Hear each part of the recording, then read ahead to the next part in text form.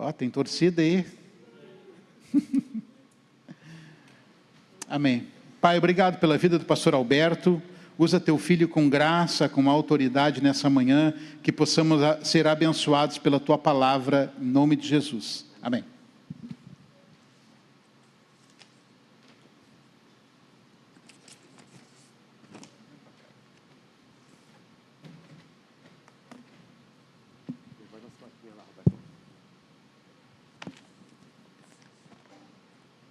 Deixa eu arrumar minhas coisas aqui. Aqui em cima está um pouco escuro, tem jeito de ser diferente?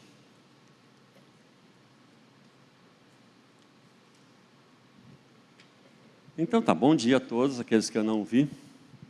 Como o Roberto disse, eu sou romano por natureza, eu não sou romano por natureza, eu sou lituano por natureza, brasileiro, descendente talvez de Israel. Minha família veio na Segunda Guerra para cá, fugido da Lituânia, moravam numa comunidade judaica. O meu sobrenome é judaico, aqui no Brasil foi registrado como Voskelis, mas lá na Lituânia é Vaskelis. Então, provavelmente eu sou descendente de tudo, menos de romano, viu, Roberto? Brasileiro, né? Paulista e corintiano.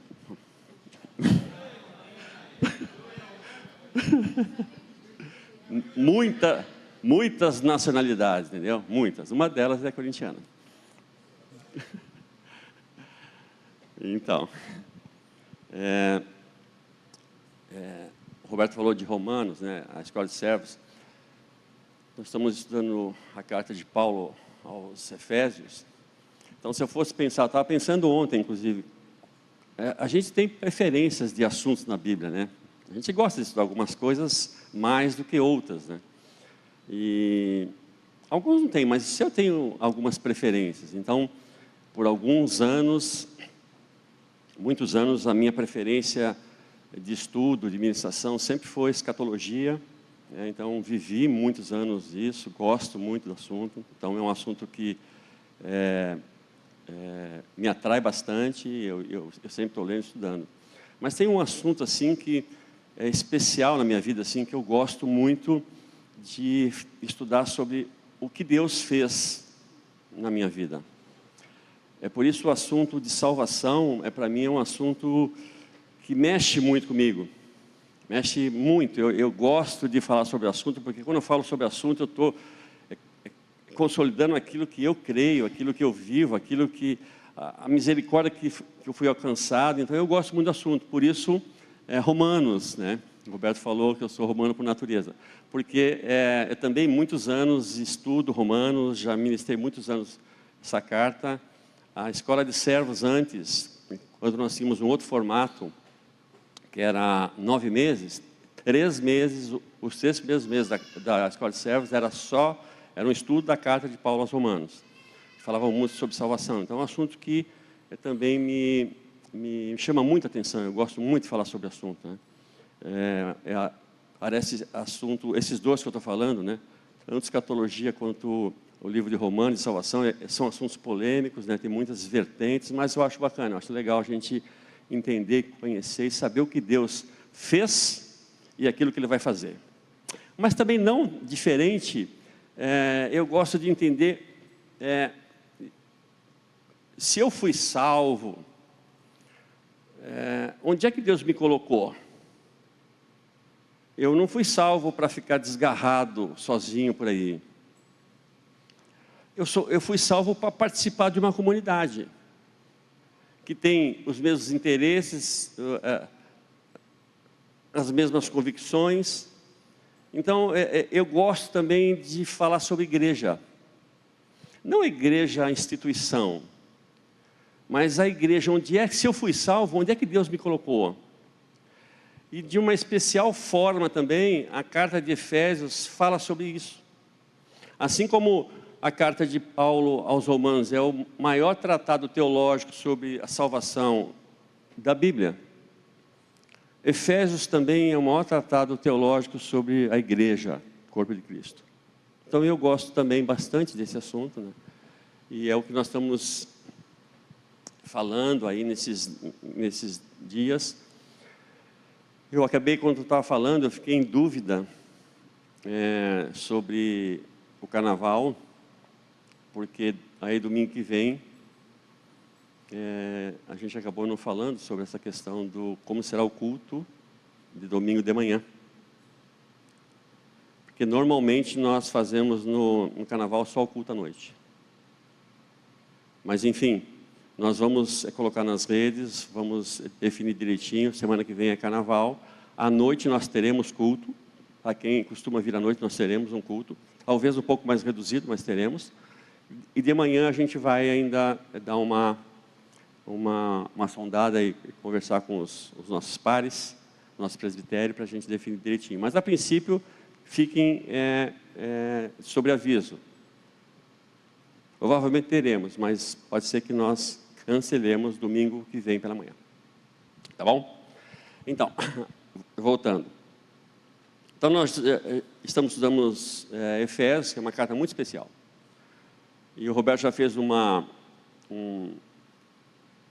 resuminho, mas eu vou fazer de novo um resuminho, que eu acho importante. Eu vou introduzir agora o capítulo 4. E o capítulo 4 é um capítulo tão importante quanto os outros, mas ele marca uma divisão da carta. Ele marca a carta, se nós pudéssemos fazer uma divisão bem simples da carta, nós falaríamos que ela tem uma parte doutrinária, teológica e uma parte prática. E nós poderíamos dizer que o capítulo 1 ao capítulo 3, ele trata de quem nós somos. Nossa identidade em Cristo. O que Deus fez por ti, o que Deus fez por mim. Então, é uma sessão bastante importante. O capítulo 1 é um dos capítulos teologicamente mais profundos que nós temos nas Escrituras. Capítulo 1. Claro que o nosso objetivo não é esse aprofundamento, mas é profundo o capítulo 1. Mas o capítulo 1 ele fala basicamente de quem nós somos, a nossa identidade. O que ele fez por nós? Tem muita coisa ali, né? E quando ministramos, nós pensamos alguma coisa, o pastor Leandro falou sobre isso, mas é muito profundo. Mas é lá que nós sabemos qual é a nossa identidade. Sabe o perfil, o perfil das pessoas nas redes sociais, né? Qual o perfil do Alberto nas redes sociais? Então vai lá, escreve um monte de coisinhas sobre quem tu é, não é? Não é assim nas redes sociais? No trabalho, tu manda um currículo também, que é o perfil do profissional. O teu perfil, o meu perfil é Efésios capítulo 1. Ali tem uma descrição profunda e detalhada de quem nós somos. E, terminando essa sessão do capítulo 1, ele vai falar do capítulo 2, que é um capítulo também tão importante, que ele vai tratar, Paulo trata esse capítulo 2, resumindo também, que nós fomos salvos. Mas a obra que Deus fez é tão profunda, que se dependesse de nós, nunca aconteceria. De tão profunda que foi essa obra que ele fez. E no capítulo 1 ele culmina a nossa identidade, dizendo que foi na cruz. Então, a obra foi tão grande que se dependesse do homem, ela não existiria. Então, Paulo fala nessa sessão do capítulo 2, que nós fomos salvos pela graça e não depende de ninguém. Deus nos salvou porque nos salvou e não depende de quem eu sou. E porque Ele fez o que fez, eu sou o que sou no capítulo 1. Então ele vai tratar disso. E para falar dessa salvação que Ele fez com as suas próprias mãos, que Ele idealizou essa salvação, Ele diz assim: vocês estavam mortos. Morto não decide, morto é morto. Essa foi a obra que Ele fez, Ele nos salvou. Pela sua infinita graça. E como eu disse no início, Ele não nos salvou para nos deixar soltos. Ah não, eu creio em Deus, mas eu adoro a Deus em casa. Né? Quem adora a Deus na igreja, adora a Deus em casa. Quem pensa que adora a Deus só em casa, não adora a Deus na igreja. Fato. Nós fomos chamados não para sermos sozinhos. Nós fomos chamados, e quando nós fomos salvos por essa graça, nós somos introduzidos no corpo de Cristo. E o que é o corpo de Cristo, senão a reunião dos santos? Então Deus nos salva e nos coloca numa comunidade. Então eu fora de uma comunidade, eu estou fora dos propósitos que Deus me salvou. Eu preciso pensar nisso. A comunidade para mim é importante.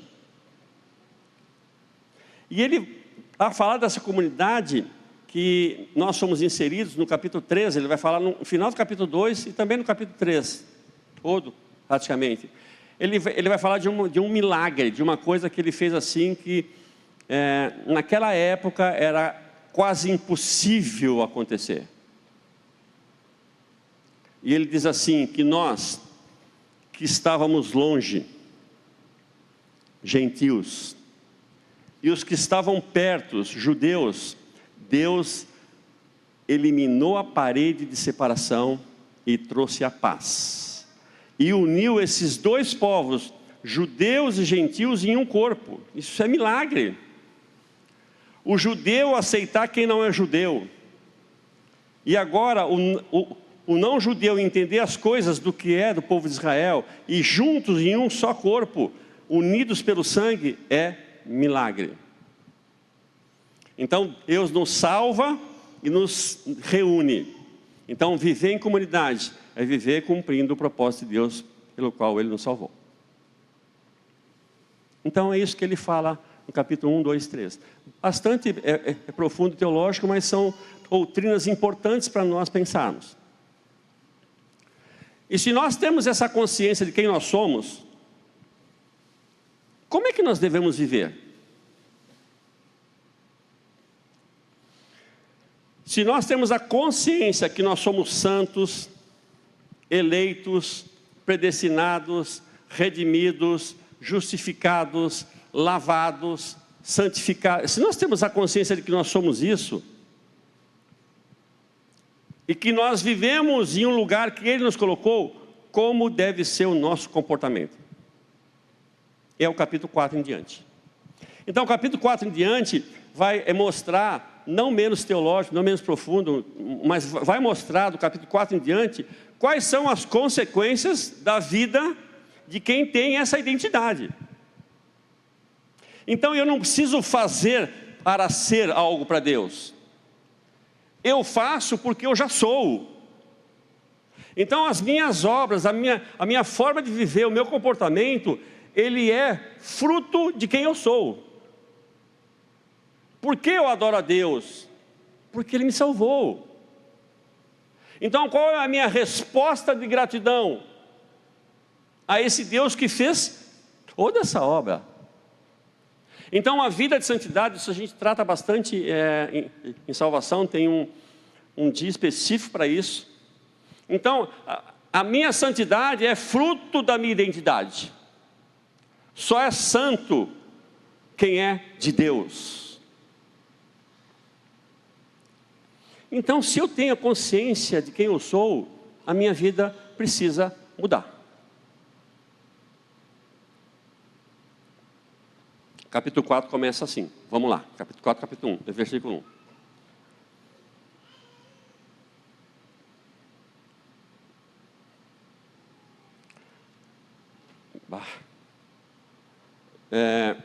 Portanto, meus irmãos,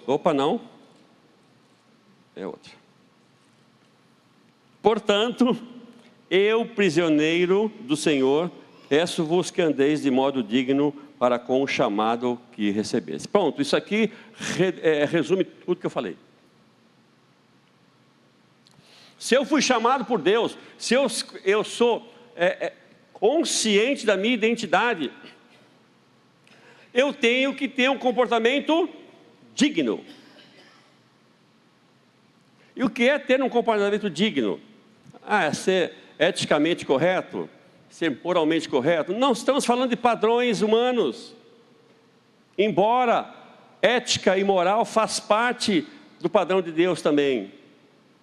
Mas ele fala aqui que nós temos que ter um comportamento apropriado, digno, de acordo com um padrão. Qual é o padrão do meu comportamento? Se nós pularmos aqui para o versículo 17 em diante, até o 32, nós vamos ver aqui que comportamento que nós devemos ter. Como é que nós devemos ser? Então parece assim, que esses padrões eu não preciso cumprir porque eu estou debaixo da graça. Então tem muitas pessoas que acham isso, que porque eu estou debaixo da graça, eu não tenho padrão na minha vida. E quando eu falo quando Paulo fala de andar de modo digno, ele está falando essa dignidade, esse andar correto com um padrão. E esse padrão são valores e princípios.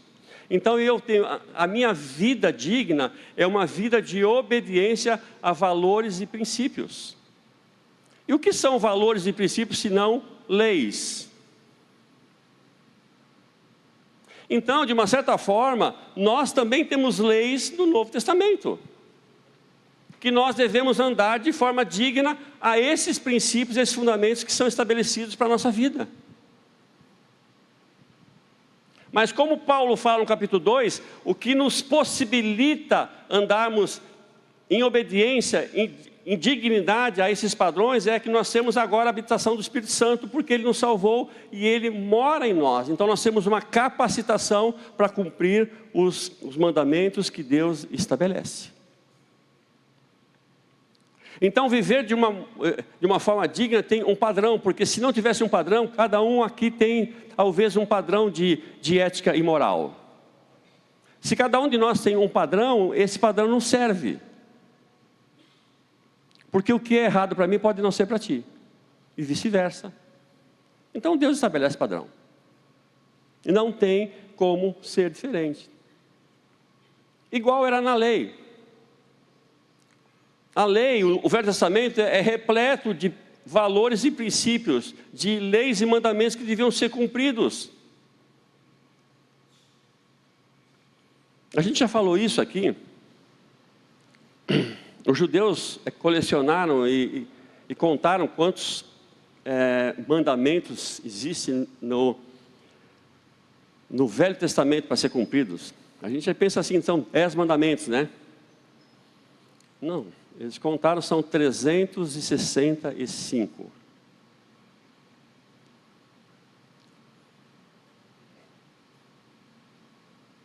Como cumprir isso? Diga para mim, como cumprir 365 mandamentos?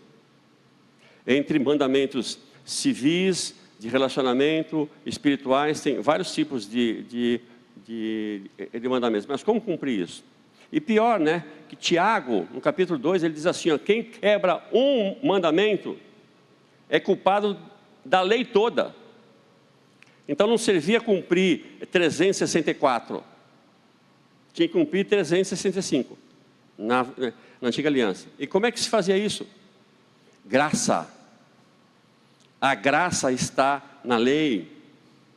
A graça nunca deixou de ser graça, é Deus que faz as coisas. Então Deus não deu ao homem uma condição de não conseguir cumprir, Ele deu a graça. Então a graça se manifesta e conduz o homem desde a lei.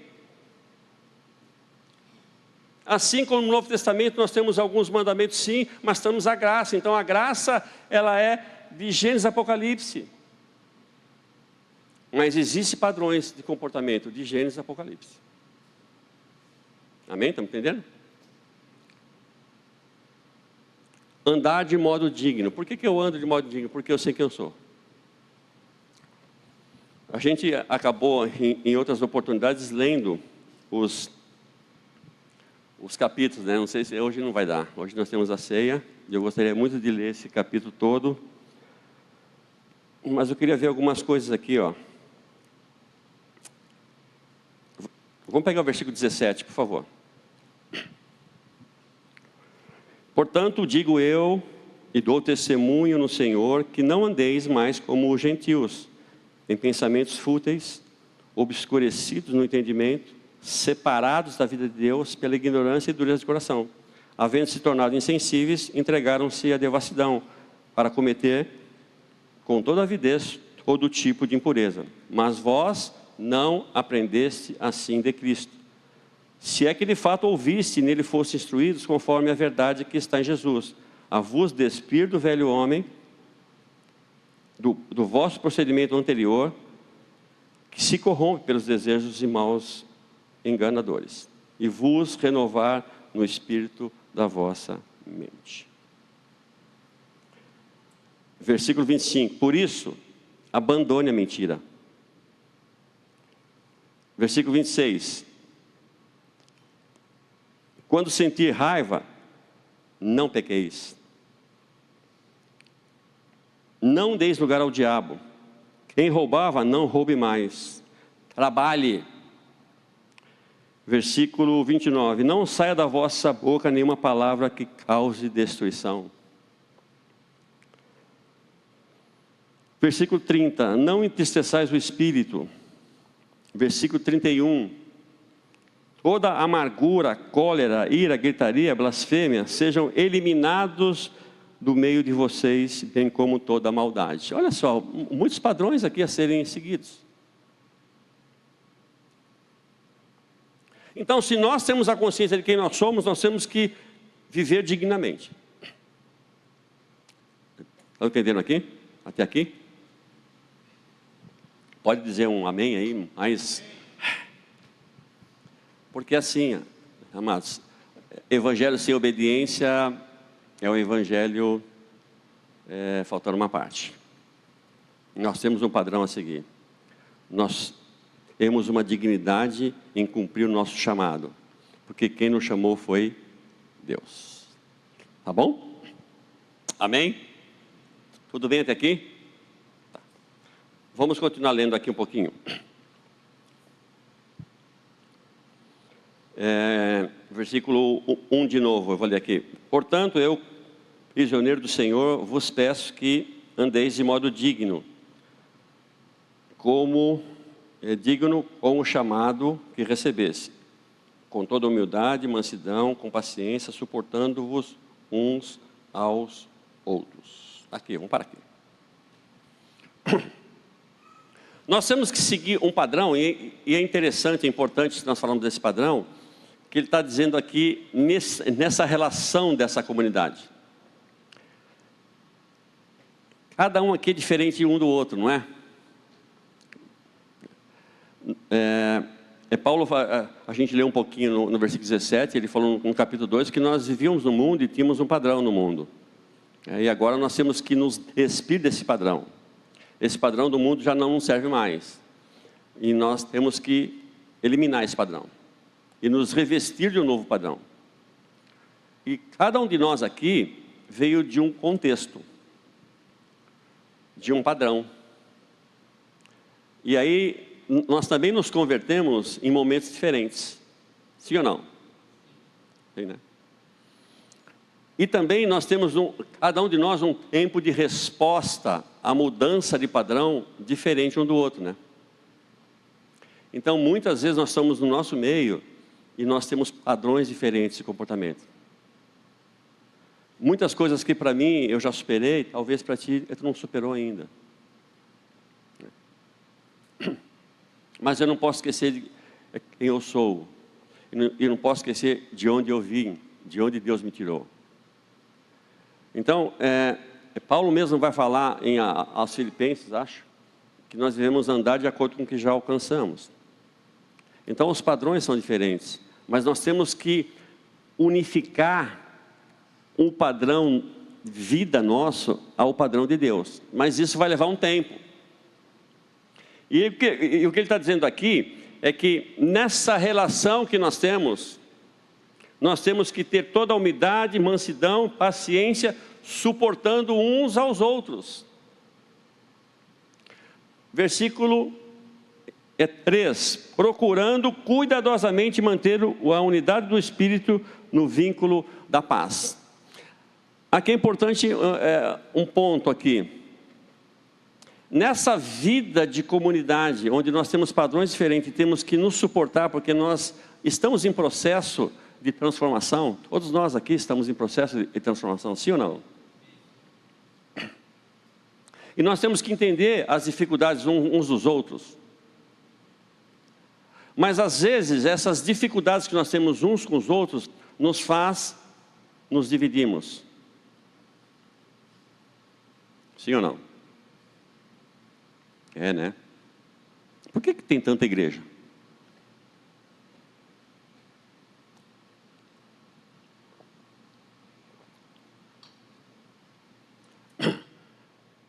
Mas ele vai dar um alerta aqui para nós também. Dizendo que nós devemos procurar, na minha tradução está assim, ó, procurar cuidadosamente manter a unidade do Espírito. Algumas traduções são diferentes. Mas qual a ideia aqui? A ideia de procurar cuidadosamente.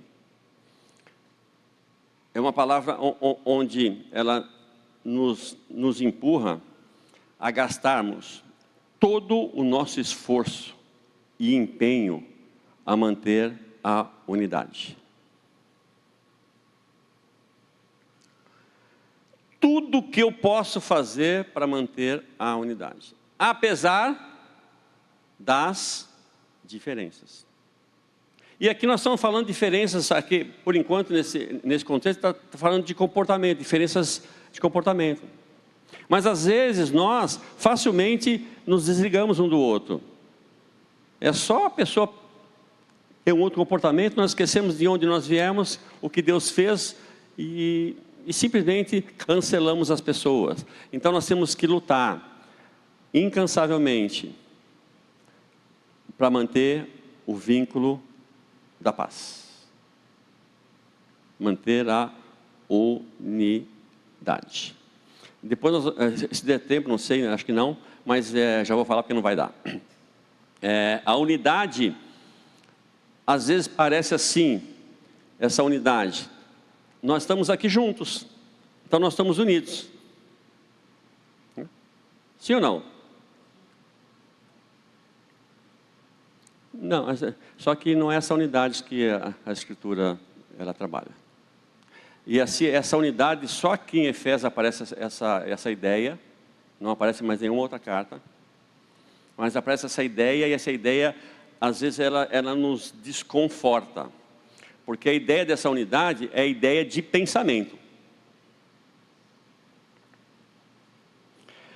É uma ideia de um consentimento intelectual só, é uma ideia de unanimidade. Essa unidade não é simplesmente nós estarmos juntos, mas nós estamos unidos com um só pensamento intelectual e unânimes. Já pensou que difícil que é isso? Para que nós sejamos unânimes, cada um de nós tem que abrir mão. Cada um de nós tem que estar disposto a falar não às suas convicções para tentar ouvir a convicção do outro. Então, a unanimidade é uma tarefa difícil, complicada, mas é o que Paulo diz, nós temos que andar de uma forma digna e lutar para que nós tenhamos a mesma forma de pensar. Essa é a unanimidade. Se empenhe nisso. Por que eu vou me empenhar nisso? Porque foi esse lugar que Ele me colocou. Ele me salvou e me colocou nessa comunidade. Então, se Ele me colocou nessa comunidade, é nessa comunidade que Ele tem algo para a minha vida. Eu não tenho dúvida disso. Se nós estamos juntos, eu tenho certeza que Deus tem para a minha vida algo que passa pela tua. Porque senão Ele não nos colocaria juntos. Então, é uma luta constante para a gente manter essa unidade. E é fácil a gente quebrar. É muito fácil. É mais fácil, é mais confortável, inclusive. Tu não pensa como eu? Caminha o teu ponto e eu caminho o meu, e está tudo certo.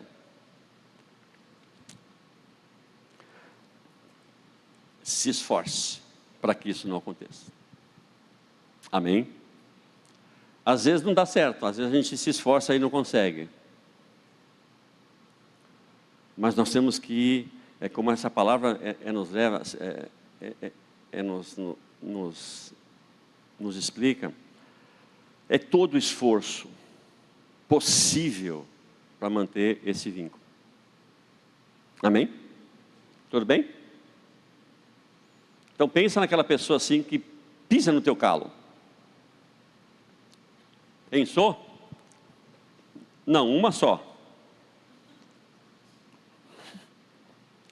Pensa aí. Pensa aquela pessoa que diz tudo para ti assim, não é bem assim. Pensa aquela pessoa que discorda de tudo em ti. Pensa aquela pessoa que diz assim, mas tu é muito antigo. Pensa nessas pessoas. Se empenhe para manter a unidade pelo vínculo da paz. Vai ser um desafio. Hein? E nós falamos de família, acho que eu falei isso semana passada, não sei. Nós falamos de família, né? Que nós somos uma família. E na família, isso aqui se comporta um pouco melhor. Porque na família, a gente não pode mandar embora o pai e a mãe, porque aí vai continuar sendo pai e mãe. Não pode mandar embora o filho, porque vai continuar sendo filho. Então, mesmo nas desavenças, mesmo naquilo que nós não concordamos, nós continuamos sendo unidos, só que por laço de sangue. Não tem como tirar esse laço de uma família, tem? Só pela morte. E o nosso laço é espiritual, é a habitação do Espírito em nós. Então, não tem como tirar esse vínculo. E numa família a gente se suporta, né? Aquele fala, suportamos uns aos outros em amor. Numa família a gente releva, perdoa. Ele vai falar no versículo 32, né? Finalizando esse comportamento, ele diz assim, ó. Vamos ler o versículo 32. Pelo contrário, sede bondosos, de compaixão uns para com os outros, perdoando uns aos outros, assim como Deus os perdoou. Então, para nós, numa família, a gente sempre perdoa, demora, briga, discute, mas a gente perdoa, porque é família, não dá para cortar o laço. É assim que tem que ser conosco. Então, em vez de eu ser tudo isso aqui, esse padrão distorcido, Paulo diz assim, o padrão final, um resumo desse padrão que tu tem que seguir, tem que ser bom, compassivo e perdoa, porque foi isso que tu recebeu. Foi assim que Deus fez contigo, assim que Jesus fez comigo, assim que a cruz fez conosco. Nós recebemos um perdão sem merecimento. Essa é a relação que nós temos que lutar para manter esse vínculo. Amém? Vivam de um modo digno. Sigam esse padrão. Esse padrão é um padrão das Escrituras. É um padrão de Deus, não é o nosso padrão. Como é que eu sei o padrão de Deus? Simples, né? Lendo. Lendo as Escrituras.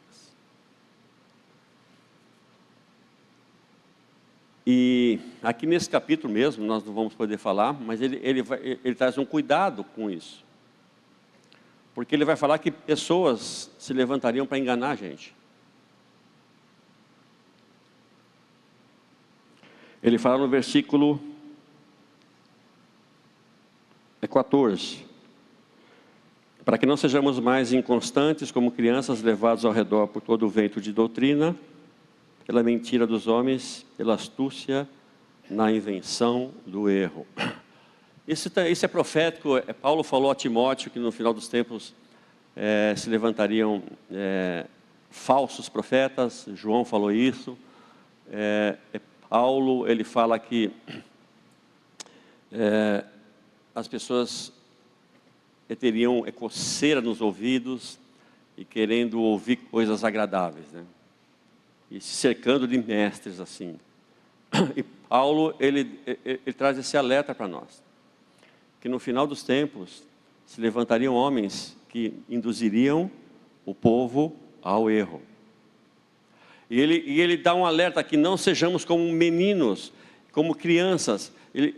Aqui é um eufemismo, mas é inconstância mesmo. Uma criança, as convicções delas ainda estão em construção. Então ela é convicta de algo.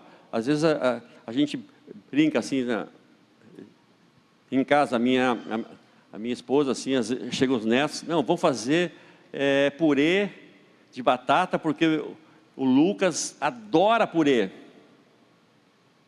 Aí ela faz o purê, a hora que ele chega, ele não come. Eu não gosto mais.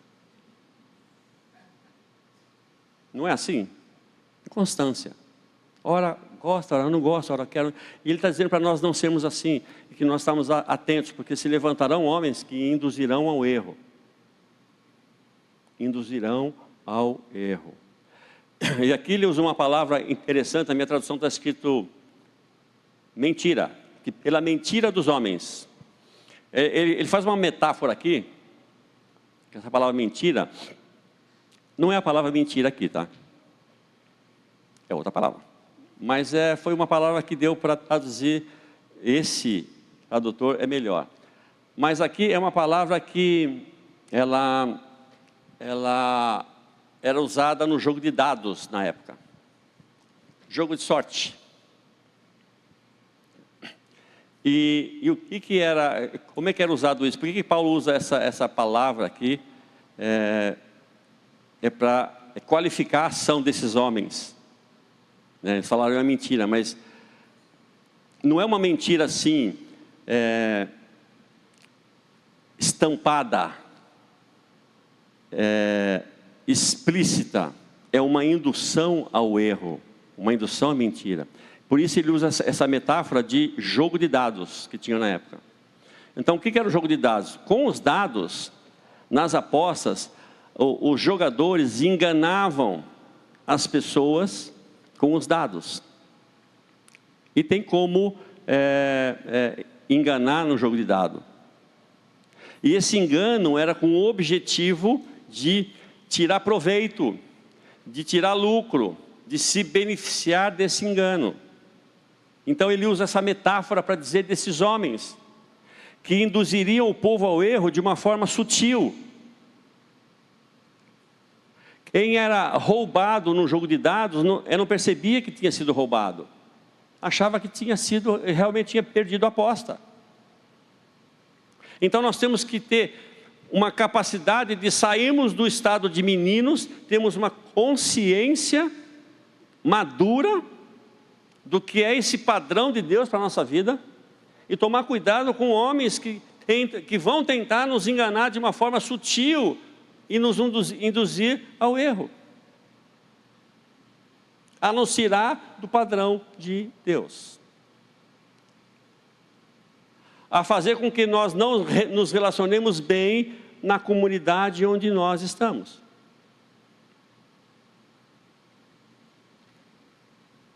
Quem nunca ouviu assim, larga fora, desiste. Quantas vezes tu não disse para ti mesmo isso? Quantas vezes eu não disse para mim mesmo isso? Deixa para lá. Larga fora. Não dá. Desiste.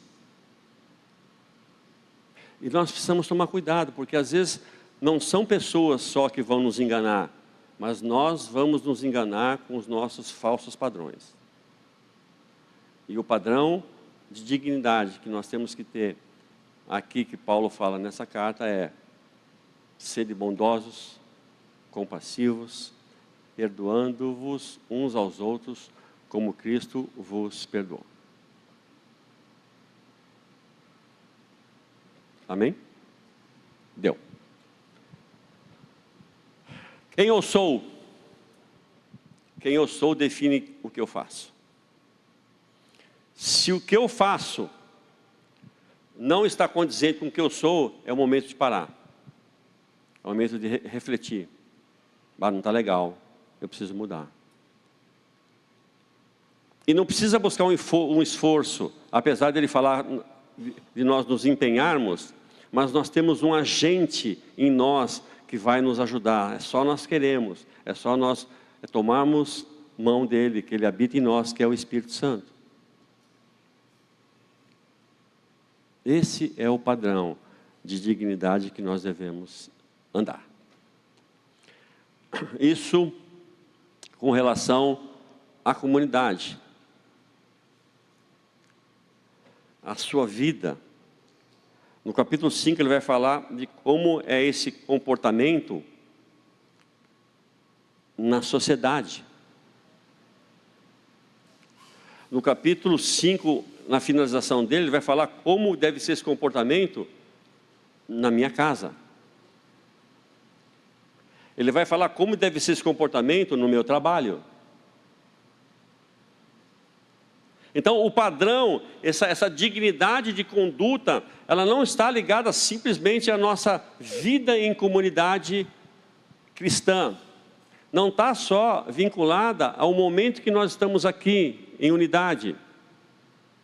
Mas esse comportamento digno tem que se refletir em todas as áreas da nossa vida. Seja lá onde nós estivermos. Seja lá com quem nós estivermos nos relacionando, o comportamento é um só. O comportamento não é um só, desculpem. O padrão é único. É o padrão que Deus estabelece para mim e para a tua vida. Amém? Temos filhos de Deus aí? Temos regenerados, salvos, já terminei. Salvos, justificados, predestinados, eleitos.